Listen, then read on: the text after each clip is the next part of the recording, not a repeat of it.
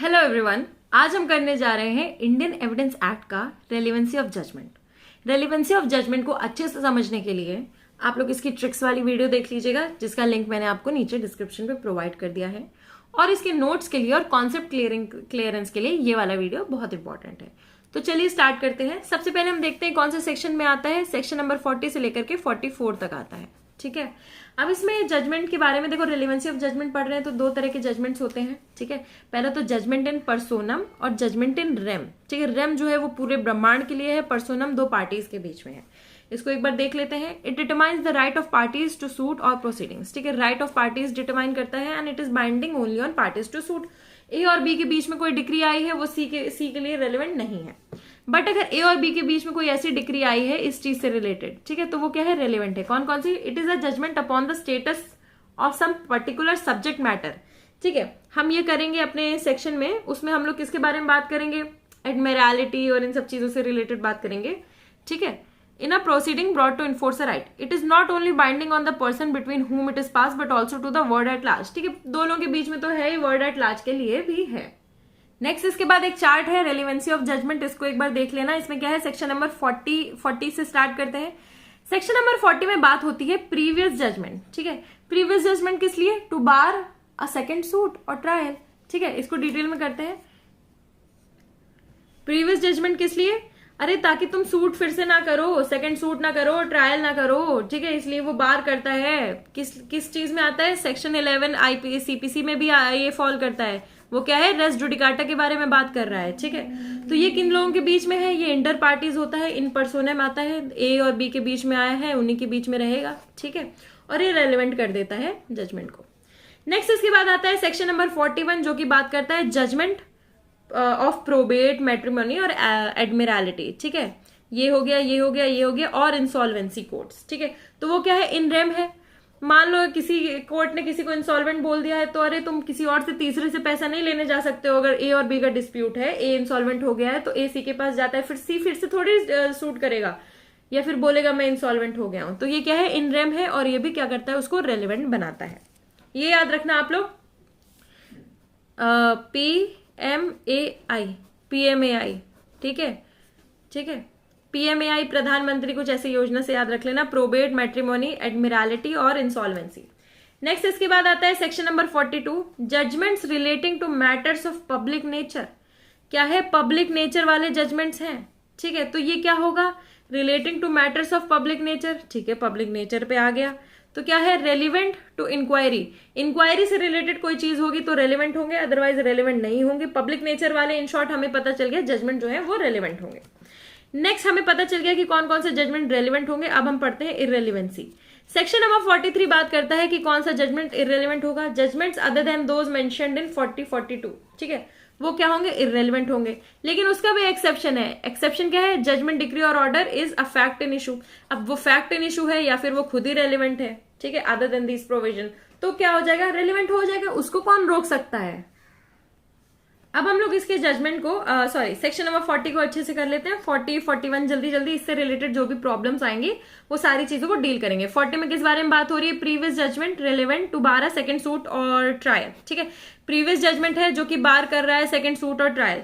तो क्या है क्वेश्चन किस चीज से आता है? Whether the court ought to take cognizance और होल्ड अ ट्रायल, कि क्या करे कोर्ट, क्या करे उस चीज का कॉग्निजेंस ले, ट्रायल करे जो ऑलरेडी क्या है, डिसाइड हो चुका है। तो रेलिवेंट फैक्ट, अगर रेलिवेंट फैक्ट प्रिवेंट्स ट्रायल, अगर उसमें कोई रेलिवेंट फैक्ट है तो वो क्या करता है? प्रिवेंट करता है ट्रायल को। कैसे? The existence of any judgment, order or a decree is a relevant fact if by law it has the effect of preventing the court from taking cognizance or holding trial। क्या है? Existence है किस चीज का? कोई भी judgement का, order या फिर डिक्री। ठीक है, वो रेलिवेंट हो जाएगा fact if by law it has the effect of preventing the court from taking cognizance और होल्डिंग ट्रायल। ठीक है, नेक्स्ट इसके बाद है प्रीवियस एविडेंस प्रिवेंट्स कॉग्निजेंस, यानी कि जो प्रीवियस एविडेंस है वो क्या करता है? कॉग्निजेंस को प्रिवेंट करता है। This section permits the evidence of previous judgment, order or decree by which law prevents any court from taking cognizance of such suit or to hold such trial। ठीक है, क्या करता है? प्रीवियस एविडेंस भी क्या करता है? ये सेक्शन जो है परमिट करता है एविडेंस ऑफ प्रीवियस जजमेंट, यानी कि प्रीवियस जजमेंट रेलिवेंट है, तुम फिर से नहीं उसको कॉग्निजेंस ले रहे हो तो उसका एविडेंस जो है, ठीक है, उसको क्या कर दो? ले लो, by which law prevents any court from taking cognizance of such suit और टू होल्ड सच ट्रायल, ठीक है, उसका एविडेंस ले लो और फिर प्रिवेंट कर दो। पर्पज ऑफ प्रिवेंशन क्या है? अरे पर्पज ऑफ प्रिवेंशन यही है कि सेक्शन 11 सीपीसी से कनेक्टेड है, ठीक है, this section is concern with res judicata और डबल जेपार्डी, सिंपल है। और इसको क्या बोलते हैं हम लोग? Judgment in personam. अब चलते हैं हम लोग 41 की तरफ। सेक्शन नंबर 41 जो है वो डील करता है relevancy of judgements in probate etcetera, ठीक है, ज्यूरिसडिक्शन से रिलेटेड, है ना, हमें समझ में आ गया, प्रोबेट हमने पढ़ लिया है। अब एक्सरसाइजिंग ज्यूरिसडिक्शन जो है वो किस चीज से रिलेट करता है, हमें पता है, प्रोबेट से रिलेट करता है, मैट्रिमोनी से रिलेट करता है, एडमिरालिटी और इंसॉल्वेंसी। अब हम लोग प्रोबेट वगैरह अच्छे से पढ़ते हैं, ठीक है। It's a jurisdiction under Indian succession act. Under this jurisdiction the court pronounces upon genuineness of deceased persons will, ठीक है, डिसीज पर्सन की विल के ऊपर कोर्ट जो है प्रोनाउंस करता है। अब प्रोनाउंस कर दिया विल के ऊपर, अब बार बार थोड़ी करेंगे। मैट्रिमनी पे है कि मैट्रिमोनियल और फैमिली लॉ में जो भी इश्यूज अराइज होते हैं। एडमिरालिटी पे है, वॉर क्लेम्स वगैरह से जो इश्यूज अराइज होते हैं। और इंसॉल्वेंसी मतलब इंसॉल्वेंट है कि डिस्चार्ज फ्रॉम इंसॉल्वेंसी है, उससे रिलेटेड होता है ना। तो it deals with its kind of declaration of the, देखो it deals with judgement in rem, ठीक है, किससे डील करता है ये? जजमेंट इन रेम से डील करता है। It's kind of declaration of the status of person. किस चीज को डिक्लेयर करता है? स्टेटस बताता है। अगर आपको कोई स्टेटस बता रहा है तो वो पूरी दुनिया के लिए है, किसी एक पर्सन के लिए आपका स्टेटस अलग और दूसरे पर्सन के लिए आपका स्टेटस अलग नहीं है। अगर आपका स्टेटस सिंगल है तो सबके लिए है, कमिटेड है तो सबके लिए है, ठीक है, ये बात से आपको समझ में आ गया होगा। They decide a legal character of a person and which is binding against the world at large apart from the parties to the case, ठीक है, लीगल कैरेक्टर है। एंड नेक्स्ट है what is judgement in rem. Judgement in rem यहाँ पे है it's conclusive in nature, showing that a person has or is ceased to have a legal character. समझ में आ गया जजमेंट इन रेम क्या है? हाँ, समझ में आ गया है। चलिए चलते हैं नेक्स्ट सेक्शन की तरफ।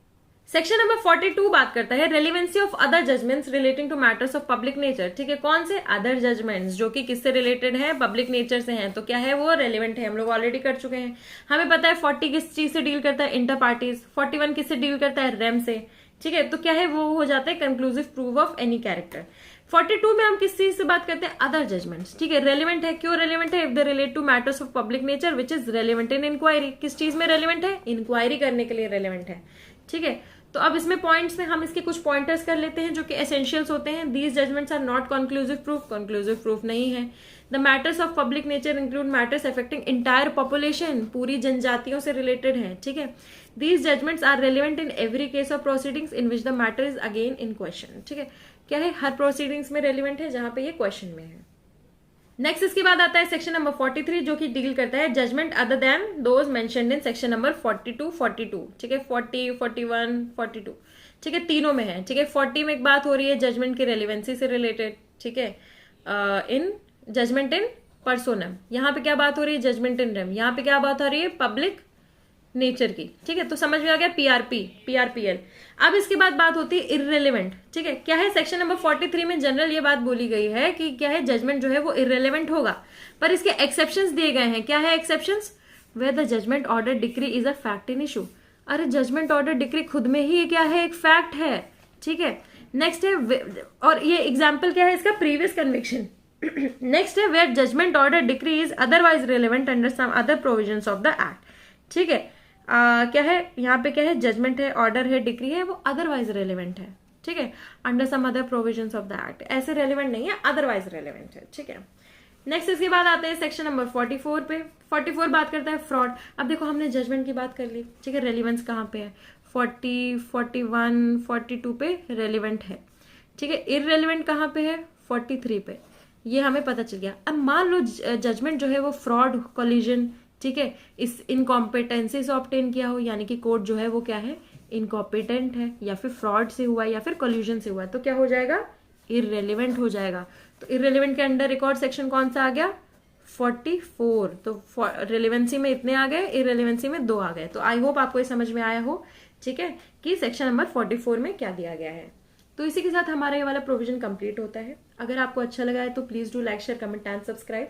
बहुत इंपॉर्टेंट बात है, मैं फिर से बता रही हूँ आपको, जो मैंने आपको वीडियो की स्टार्टिंग में बताया था कि आप लोग इसकी जो वीडियो डिस्क्रिप्शन पे है उसे आप देख लीजिए, उससे आपको प्रॉपर ट्रिक्स पता चल जाएंगी और रटना आ जाएगा कि रटना कैसे है। जब तक आपको याद नहीं है सेक्शन, उसका कोई बेनिफिट नहीं है, आप लिख नहीं पाओगे। समझ गए हो, समझाओगे कैसे? लिख के ही तो समझाओगे, याद होगा तो लिखोगे, है ना।